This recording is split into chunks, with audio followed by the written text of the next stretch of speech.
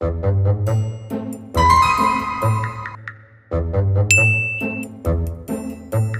কেউ আসেনি গো বাবা, কেউ আসেনি। আমার কিছু দেও, ওই সাধুটারে কিছু দেও, তোমার বালা হইব রে বাবা। মা, আপনি তো হাত আছে, পাও আছে, চল্লা খাওয়ার মতো বয়স আছে, তাহলে আপনি ভিক্ষা করেন কেন? ও বাবা, ভিক্ষা কি আর সাধে হরি? আমার জামাইটা মরছে অনেক দিন হইছে, এর লেগে তো ভিক্ষা হইরা বেড়াই।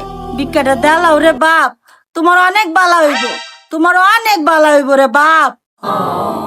বাপরে, সকাল থেকে অনেক দুয়ারে দুয়ারে ঘুরছি, একটা ভিক্ষাও পাইছি না।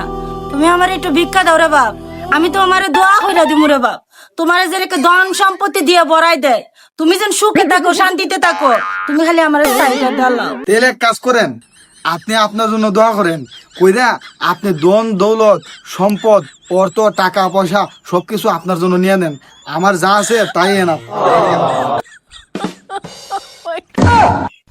হায় রে কপাল রে, পামটা মনে একটু বেশি দেলাইছি। ইস, এখনো পাইলাম না ভিক্ষাটা।